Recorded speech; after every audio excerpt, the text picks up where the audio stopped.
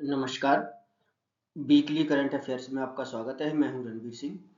आज बुधवार है और प्रत्येक बुधवार की तरह आज हम 5 से 11 जनवरी 2026 तक के करंट इवेंट्स का विश्लेषण करते हैं। तो पहली खबर है कि 8 जनवरी को यूनाइटेड नेशंस की संस्थाओं ने एक रिपोर्ट जारी की है जिसका नाम है विश्व आर्थिक स्थिति और संभावनाएं 2026।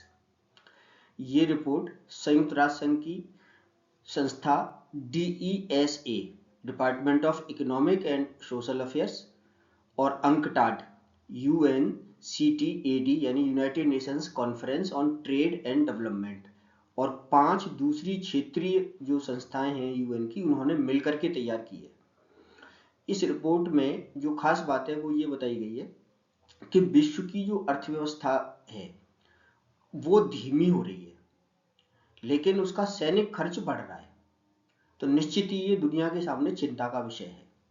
इसमें बताया गया है कि 2024 में पूरी दुनिया का जो सैनिक खर्च है वो बढ़कर के 2.7 ट्रिलियन डॉलर तक पहुंच गया, यानी 2.7 खरब डॉलर तक पहुंच गया।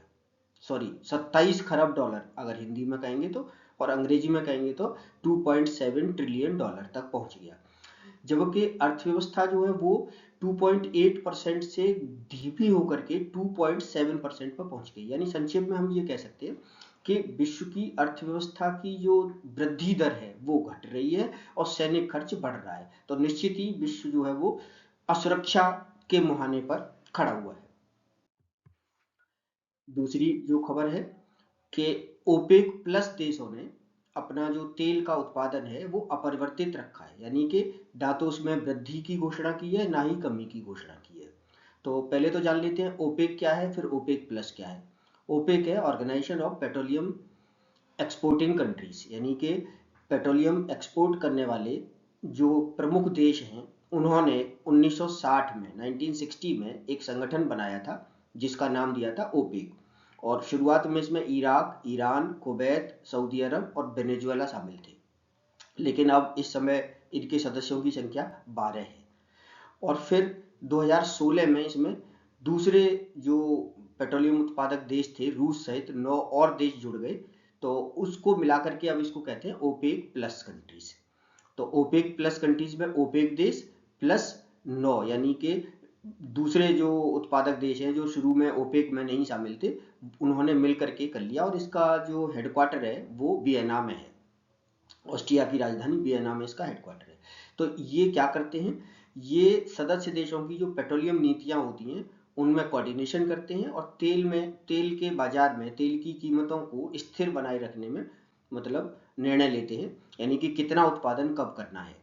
लेकिन असल बात यह है कि इसमें जो दो सदस्य हैं, सऊदी अरब और संयुक्त अरब अमारात, उनके बीच में जो संघर्ष और तनाव हो रहा है उसको देखते हुए इन्होंने अभी उत्पादन पर कोई मतलब निर्णय नहीं लिया है। जबकि तेल की जो कीमतें हैं वो 18% तक कम हो गई हैं। तो उम्मीद की जा रही थी कि ये उत्पादन को बढ़ाएंगे, लेकिन इन्होंने मतलब घटाएंगे, लेकिन इन्होंने उत्पादन में कोई मतलब परिवर्तन नहीं किया है।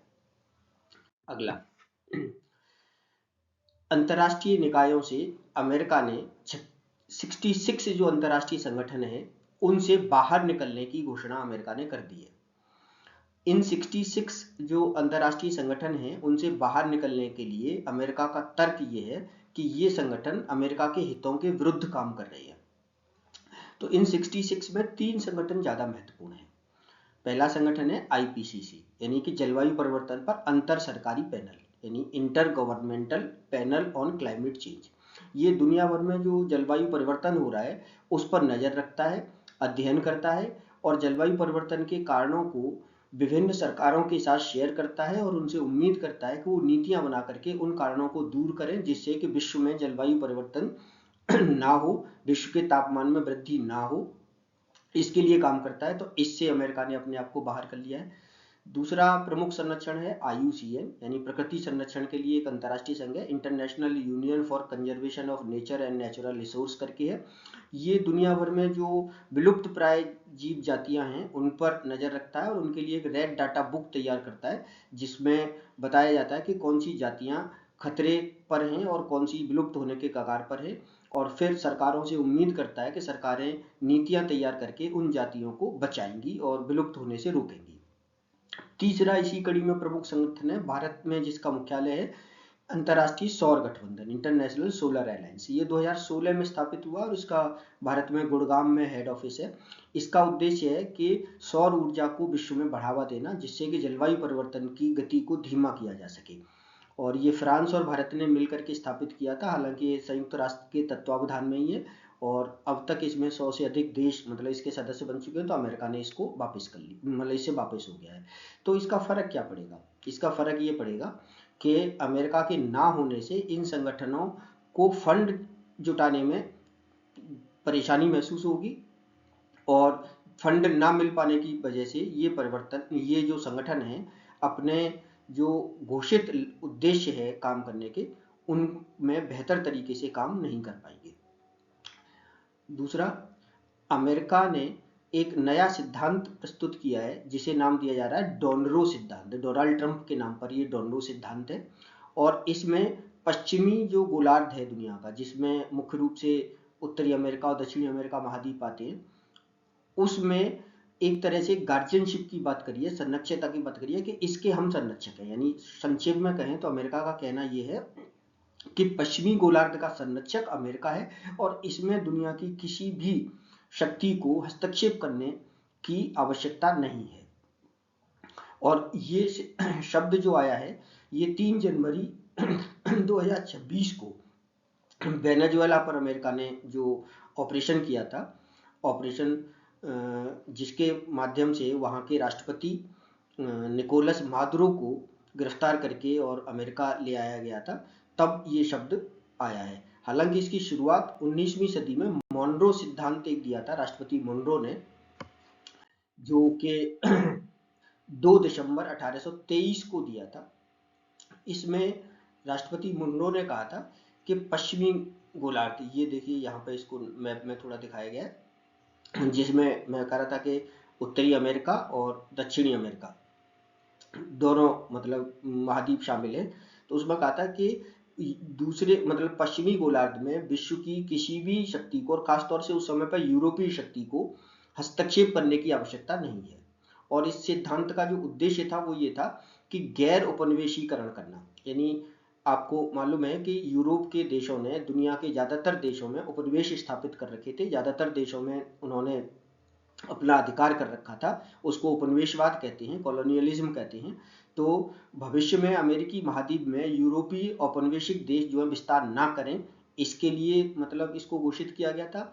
और दूसरा था कि यूरोपीय शक्तियां अमेरिकी महाद्वीप में राजनीतिक व्यवस्था थोपने की कोशिश ना करें। खासतौर से ये यूरोपीय देशों के लिए ही था कि यूरोपीय देश मतलब पश्चिमी गोलार्ध में आकर के अपना प्रभाव ना करें। लेकिन अब उससे आगे बढ़कर के डोनाल्ड ट्रंप ने कहा है कि अमेरिका इस देश की सुरक्षा करेगा, अमेरिका इस देश का गार्जियन है। तो मतलब अगर हम मतलब अंतर की बात करें मोनरो सिद्धांत में और डोनरो सिद्धांत में, तो मोनरो सिद्धांत में तो सिर्फ कहा था कि अमेरिका का प्रभाव है इसमें और दूसरे देश आकर के यहाँ हस्तक्षेप ना करें। लेकिन अब डोनरो सिद्धांत और उससे एक कदम आगे बढ़ करके है कि अमेरिका इस क्षेत्र का गार्जियन है और वो इस देश की सुरक्षा करेगा, अन्य किसी शक्ति को यहाँ पे आने की आवश्यकता नहीं है। अगली खबर, चर्चित स्थान, और इनमें सबसे ज्यादा चर्चित आजकल आपको पता ही है ग्रीनलैंड है। ग्रीनलैंड उत्तरी जो अटलांटिक है और आर्कटिक महासागर, इन दोनों के बीच में स्थित दुनिया का सबसे बड़ा द्वीप है और इसमें लगभग 56,000 लोग रहते हैं। जनसंख्या बहुत ही कम है लेकिन क्षेत्रफल बहुत ज़्यादा है। क्षेत्रफल की दृष्टि से देखें तो ये दुनिया का करीब 11वां बड़ा देश है और ये डेनमार्क का एक ऑटोनोमस क्षेत्र है, डेनमार्क के अंदर आता है और डेनमार्क इसकी रक्षा और विदेश नीति को नियंत्रित करता है, तय करता है। और रणनीतिक रूप से ये बहुत ही महत्वपूर्ण है क्योंकि ये उत्तरी ध्रुव के नज़दीक है और उत्तरी ध्रुव के ही नज़दीक रूस है। तो अमेरिका को ये लगता है कि रूस और चीन कहीं इस द्वीप पर कब्जा ना कर लें। अगर वो ऐसा कर लेंगे तो वो अमेरिका के पड़ोस में आ जाएंगे और अमेरिका नहीं चाहता कि रूस और चीन उसके पड़ोसी बने। तो इस वजह से अमेरिकी राष्ट्रपति डोनाल्ड ट्रंप ने ग्रीनलैंड पर किसी भी तरीके से अधिकार करने की इच्छा व्यक्त की है, चाहे बातचीत के माध्यम से, चाहे खरीदने से या फिर बल प्रयोग करने से भी अगर संभव हो। तो उन्होंने कहा है कि ये अमेरिका का हिस्सा होना चाहिए। हालांकि ग्रीनलैंड पर एक पिटूफिक बेस है यानी कि मिलिट्री बेस है जहां पर अमेरिकी सेना अभी भी मौजूद रहती है। दूसरे विश्व युद्ध के बाद एक समझौते के तहत यहाँ पर अमेरिकी सेना रहती है। और ये धमकी जो ट्रंप प्रशासन की है ग्रीनलैंड को अमेरिका में मिलाने की, ये नाटो जो गठबंधन है, सैनिक गठबंधन, उसके अस्तित्व पर ही प्रश्न चिन्ह खड़ा करती है।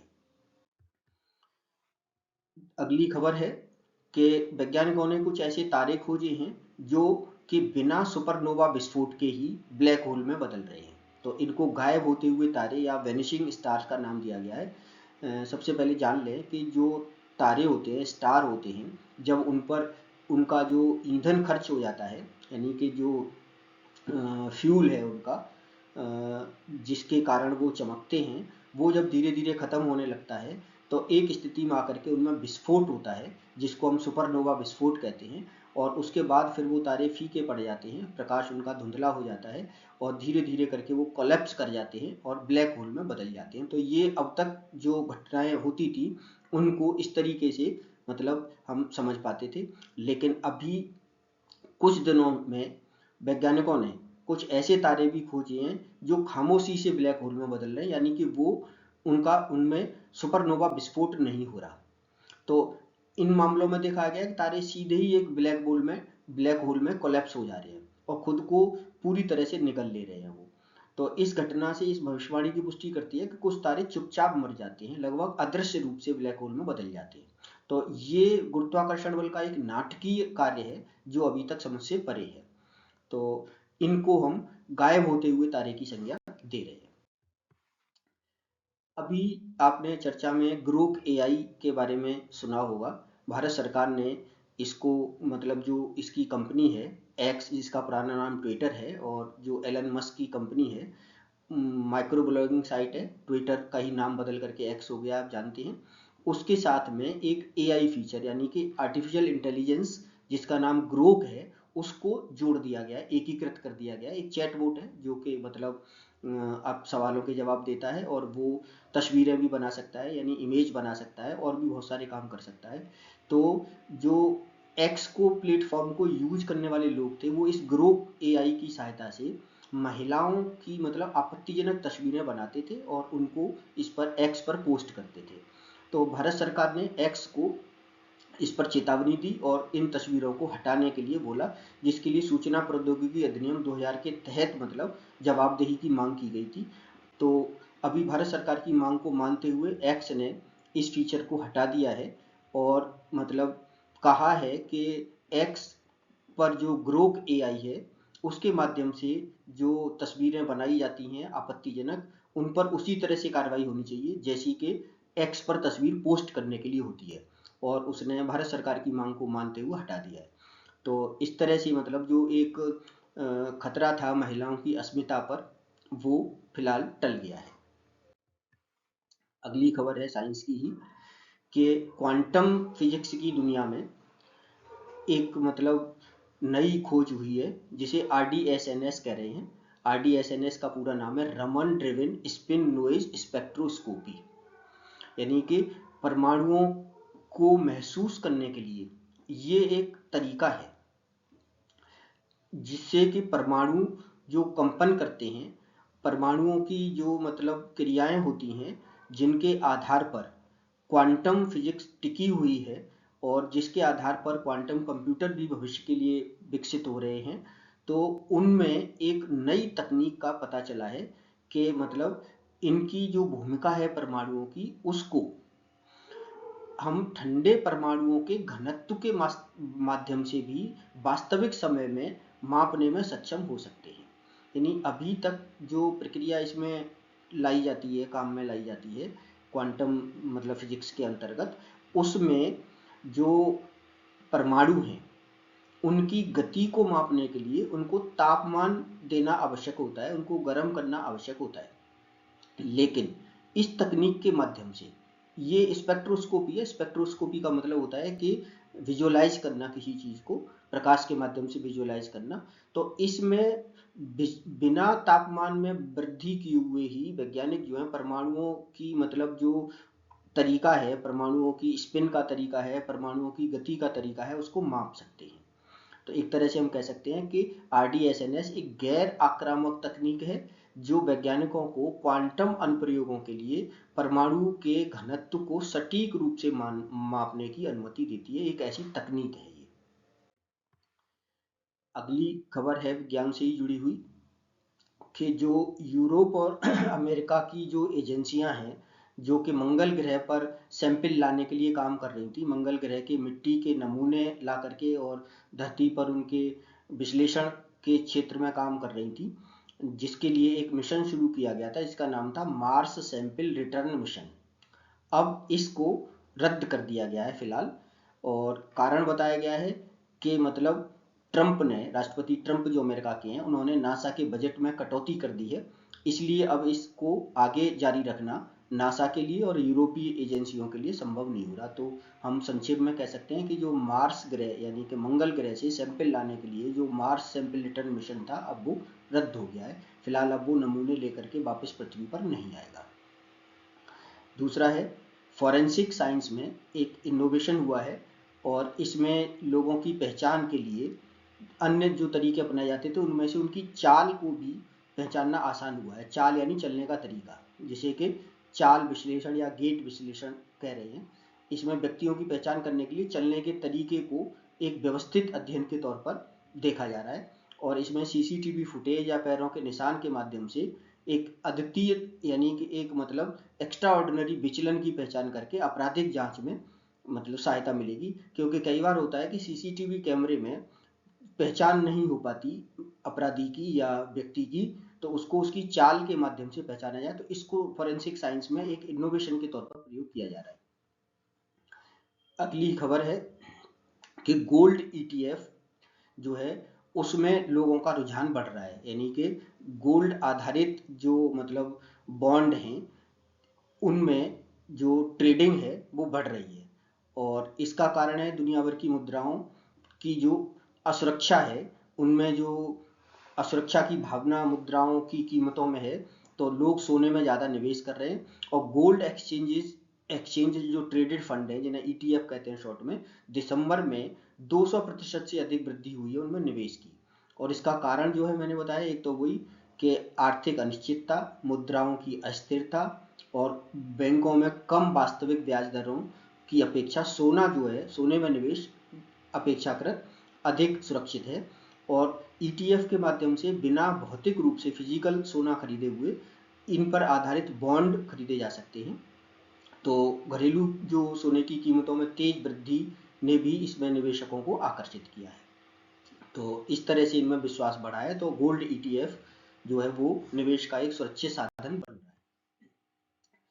अगली खबर है कि भारत ने 2048 तक ओलंपिक खेलों में 100 पदक जीतने का लक्ष्य रखा है अपने सामने और अभी 9 जनवरी 2026 को अहमदाबाद में खेल शासन सम्मेलन आयोजित किया गया, जिसमें भारत ने अपना लक्ष्य रखा कि 2036 के ओलंपिक में कम से कम 12 से 14 तक स्वर्ण पदक और कुल 30 से 35 पदक जीतने का लक्ष्य है और 2048 के ओलंपिक में 35 से 40 स्वर्ण पदक और कुल मिलाकर के 100 पदक जीतने का लक्ष्य रखा गया है।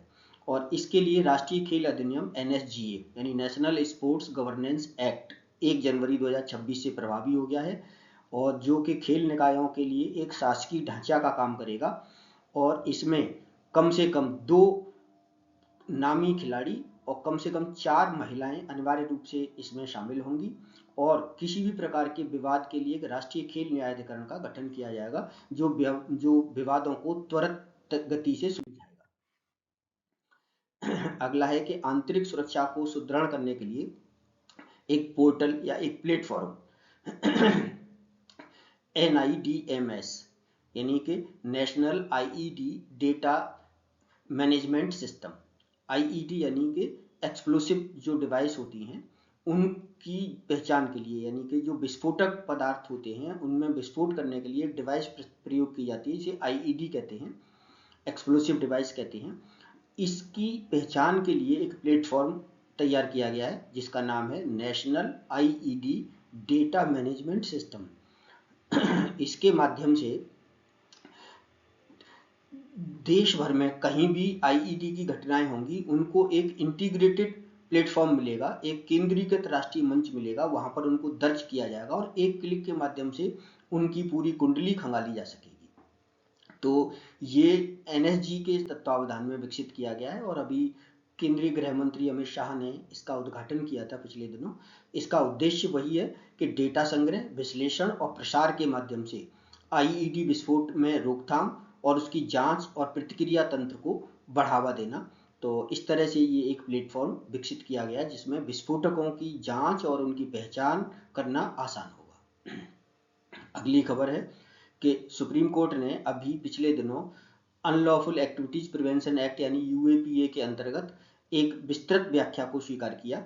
अभी पिछले दिनों आतंकवादी कृत्य पर एक मामले में जमानत पर बहस करते हुए सुप्रीम कोर्ट ने आतंकवादी कृत्य की विस्तृत परिभाषा पर भरोसा किया, यानी कि धारा 15 में बम या किसी अन्य माध्यम के उपयोग से जो आतंक फैलाया जाता है उनमें चक्का जाम और को अन्य माध्यम में शामिल किया, यानी कि चक्का जाम करना भी इसके अंतर्गत जो किसी अन्य माध्यम की बात करता है उसमें उसे शामिल किया जा सकता है। ऐसा यानी करके सुप्रीम कोर्ट ने यूएपीए की आतंकवादी जो परिभाषा है उसको एक विस्तृत रूप दिया, विस्तृत रूप की पुष्टि की। अगला है कि भारत जो है दुनिया में चावल उत्पादन करने वाला पहला देश बन गया है, यानी अभी तक चीन के बाद दूसरे स्थान पर था भारत। अब पिछले वर्ष भारत में 150 मिलियन टन से ज्यादा चावल का उत्पादन हुआ है। तो केंद्रीय कृषि मंत्री ने घोषणा की कि भारत चीन को पीछे छोड़कर दुनिया का सबसे बड़ा चावल उत्पादक बन गया है और इस अवसर पर 25 फसलों की 184 नई किस्में जारी की गई जो विभिन्न जलवायु क्षेत्रों में भारत के पैदावार को बढ़ाने में सहयोग करेंगी। अगली खबर है कि सिनेमा जो क्षेत्रीय सिनेमा है, 12 क्षेत्रीय फिल्म उद्योग जो भारत में हैं उनके एकीकरण के लिए एक मंच तैयार किया गया है, INCA इंडियन नेशनल सिने अकादमी, जो कि 12 क्षेत्रीय फिल्म उद्योगों के बीच की खाई को पाटेगा और प्रतिभाओं के आदान प्रदान को सुविधाजनक बनाएगा। तो एक नई प्लेटफॉर्म इसका तैयार किया गया है सिनेमा उद्योग को बढ़ावा देने के लिए। स्वदेशी रक्षा क्षमता को बढ़ाने के क्षेत्र में अभी समुद्र प्रताप नाम का एक नया तटरक्षक नया जो शिप है, नया पोत है, वो तटरक्षक बल में शामिल किया गया है और ये समुद्र प्रताप नामक जो पोत है ये प्रदूषण नियंत्रण में काम करेगा और भारत का जो विशेष आर्थिक क्षेत्र है उसमें व्यापक प्रदूषण प्रतिक्रिया अभियानों को चलाने में सक्षम होगा और खास तौर से जो पेट्रोलियम की लीकेज होती है, तेल का लीक होता है बड़े शिप के, जो कि समुद्री प्रदूषण को बढ़ाने में सबसे बड़ा कारक होता है, उसको रोकने में ये मदद करेगा। और ये डायनामिक पोजिशनिंग क्षमता वाला पहला जहाज है, यानी कि अपनी स्थिति को ये बदलता रहेगा और इसमें तेल रिसाव का पता लगाने की उन्नत प्रणाली लगाई गई है और पूरी तरह से स्वदेशी डिजाइन और निर्माण पर आधारित पहला तटरक्षक बल है, पहला तटरक्षक पोत है। अगला है निक्षय प्लेटफॉर्म, यानी टीबी के खिलाफ लड़ाई में पोषण के महत्व को देखते हुए, यानी कि खान पान के महत्व को देखते हुए ये प्लेटफॉर्म लॉन्च किया गया है टीबी रोगियों की निगरानी और उनके प्रबंधन के लिए। ये निक्षय पोषण योजना 2018 में शुरू की गई थी, जिसके अंतर्गत टीबी रोगियों को खाद्य पदार्थों के लिए यानी पोषण के लिए 1000 रुपये नगद लाभ दिया जाता है। और अध्ययनों से पता चला है कि टीबी रोगियों की मृत्यु में पोषण का सबसे बड़ा योगदान होता है, यानी कुपोषित बच्चे या कुपोषित व्यक्ति को टीबी होती है तो उनकी मृत्यु की दर बढ़ जाती है। तो इस निक्षय प्लेटफॉर्म से भारत में टीबी रोगियों की निगरानी आसान होगी और निक्षय पोषण योजना के माध्यम से फिर पोषण सहायता प्रदान की जाएगी, जिससे कि टीबी से होने वाली मौतों को कम किया जा सके। अगला है पर्यावरण और सार्वजनिक स्वास्थ्य के क्षेत्र में। अभी साउथ चाइना सी में वियतनाम के पास एक नया बग खोजा गया है, सुपर बग। बग एक आइसोपोड, एक प्रजाति होती है जीवों की जो कि आकार में बहुत बड़ी है और इसको स्टार वार्स फिल्म के कैरेक्टर डार्थ बाडर के आधार पर डार्थ बाडर बग नाम दिया गया है और आकार में ये 32-32.5 सेंटीमीटर तक का है और 1 किलोग्राम वजन तक का है और इसका जो नाम रखा गया है वो बैथिनोमस बादेरी है, जो कि आकार में बहुत विशाल है और नाम के पीछे जो खास बात है, डार्थ वाडर इसको शॉर्ट में जो कह रहे हैं, वो स्टार वार्स फिल्म के कैरेक्टर के आधार पर कह रहे हैं। उसमें एक कैरेक्टर इसी तरह का हुआ करता था, दिखने में बिल्कुल ऐसा ही था। तो ये कोल्ड वाटर में पाया जाने वाला बग है। बग यहाँ पे आप कह सकते हैं एक जीव है छोटा, जो एक कैटेगरी होती है जूलॉजी में। और बैथिनोमस इसका बादेरी वैज्ञानिक नाम है, लेकिन कॉमन नेम इसको जो दिया गया है वो डार्थ वाटर दिया गया है। दूसरी खबर कि रेबीज को अब एक अधिसूचित बीमारी घोषित कर दिया गया है। अधिसूचित बीमारियां उनको कहते हैं जिनके जल्दी फैलने की संभावना होती है, जो मतलब इन्फेक्शियस ज़्यादा होती हैं और कम्युनिटी में जिनकी फैलने की रफ्तार बहुत ज़्यादा होती है, उनको अधिसूचित बीमारी की कैटेगरी में रखा जाता है और इससे फिर इनकी रोकथाम करना आसान हो जाता है। तो दिल्ली सरकार जो है मानव रेबीज को, ह्यूमन रेबीज को एक असूचित बीमारी घोषित करने के लिए तैयार हो गई है, और जिसकी रिपोर्ट स्वास्थ्य सेवा प्रदाताओं को कानूनी रूप से देना जरूरी होता है ताकि उनकी निगरानी और रोकथाम आसानी से की जा सके। अगला है कि भारत में स्वच्छ ऊर्जा को बढ़ावा देने के लिए हाइड्रोजन ट्रेन शुरू करने पर जो मतलब काम चल रहा था, अब वो धरातल पर उतरता हुआ नजर आ रहा है और भारत ने अपनी पहली हाइड्रोजन संचालित ट्रेन का परीक्षण शुरू कर दिया है। इस ट्रेन का निर्माण जो है चेन्नई में स्थित इंटीग्रल कोच फैक्ट्री में हुआ था और इस तकनीक में जर्मनी सबसे आगे है, लेकिन अब भारत जर्मनी, स्वीडन, जापान और चीन जैसे देशों के ग्रुप में शामिल हो जाएगा और इसमें हाइड्रोजन ईंधन सेल ट्रेन जो है चलेंगी। हाइड्रोजन ईंधन सेल, हाइड्रोजन को थोड़ा सा मैं बता दूं कि हाइड्रोजन को दो प्रकार से ऊर्जा के तौर पर प्रयोग किया जाता है। एक तो है कि हाइड्रोजन की बर्निंग करके, जैसे एलपीजी या सीएनजी की बर्निंग करते हैं, जलाते हैं, वैसे हाइड्रोजन को जला करके ईंधन के तौर पर प्रयोग करना। दूसरा होता है हाइड्रोजन सेल के माध्यम से बिजली उत्पादन करके उनसे मतलब ऊर्जा प्राप्त करना। तो ये जो हाइड्रोजन ट्रेन है वो डायरेक्ट हाइड्रोजन की बर्निंग से नहीं चलेंगी, बल्कि ये हाइड्रोजन ईंधन सेल का प्रयोग करेंगी, फ्यूल सेल का प्रयोग करेंगी, और इनसे प्रदूषण बिल्कुल भी नहीं होता क्योंकि बाई प्रोडक्ट के रूप में इनमें से सिर्फ वाटर निकलता है और हीट निकलती है, बाकी और कोई भी प्रोडक्ट नहीं निकलता। तो इसका पहला परीक्षण भारत ने शुरू कर दिया है, जो कि हरियाणा में अभी शुरू किया है। अगला है जहानपुरा, जो कश्मीर में बौद्ध विरासत के तौर पर देखा गया है, उसकी अभी खुदाई की गई। तो ये जो है बारामूला जिले में और कम से कम 2000 साल से अधिक पुराने मानव निर्मित टीले की यहाँ पर खोज की गई है, जो कि बौद्ध स्तूप जैसा दिखता था। इसी वजह से इसकी खोज की गई है कि कहीं यहाँ पे बौद्ध विरासत तो नहीं, और फिर पता लगा कि वाकई बौद्ध विरासत यहाँ पे है। तो इससे पता लगता है कि कश्मीर में बौद्ध धर्म काफी पहले से आ गया था और इसको मतलब एक तरह से हम कह सकते हैं कि बौद्ध धर्म की भूली हुई विरासत कश्मीर में इसके माध्यम से हम खोज पाए हैं। अगला है कि जो हमारे राष्ट्रीय महत्व के स्मारक होते हैं, उनकी उनके संरक्षण के लिए अब निजी क्षेत्र के लिए भी दरवाजे खोल दिए हैं। अभी तक इसकी जिम्मेदारी सिर्फ भारतीय पुरातत्व सर्वेक्षण किया करता था, लेकिन अब निजी क्षेत्र भी इस दिशा में मतलब अपना योगदान देगा और देश में स्मारकों के संरक्षण के लिए अब ये कारपोरेट दानदाता यानी कि निजी क्षेत्र की जो बड़ी कंपनियां हैं वो सीधे संरक्षण एजेंसियों की नियुक्ति कर सकेंगी, जिससे कि इनके संरक्षण को आसान बनाया जा सकेगा। तो ये एक महत्वपूर्ण कदम। दक्षिणी भारत में दो स्थल मतलब जो सामने आए हैं जो भारत की प्राचीन विरासत को साबित करते हैं। एक है मदुरई के पास एक पहाड़ी जिस पर प्राचीन रॉक कट मंदिर है, और यह स्थल हिंदू पूजा, जैन रॉक बैंड और सूफी संत तीनों का एक अनूठा संगम है। अगला है कि केरल में मुजिरिस एक प्राचीन बंदरगाह है जहां से मसालों का निर्यात किया जाता था, और पहली शताब्दी ईसा पूर्व में दक्षिण भारत के पश्चिमी तट पर ये एक सक्रिय बंदरगाह और व्यापारिक केंद्र हुआ करता था। ये केरल में है और आज यह भारत की सबसे बड़ी संरक्षण परियोजनाओं में से एक है जिसे यूनेस्को का समर्थन प्राप्त है।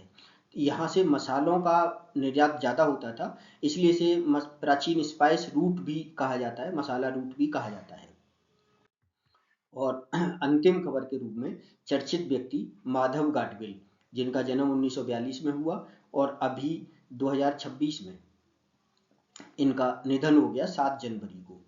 इन्होंने पूरे पश्चिमी घाट को पारिस्थितिकी मतलब के लिए संवेदनशील घोषित किया और उसके लिए एक रिपोर्ट तैयार की जिसको WGEEP नामक एक संस्था ने तैयार किया था। वेस्टर्न घाट इकोलॉजिकल पैनल था एक, मतलब एक्सपर्ट पैनल। WGEEP का मतलब हुआ वेस्टर्न घाट इकोलॉजिकल एक्सपर्ट पैनल। उसके अध्यक्ष थे ये माधव गाडगिल।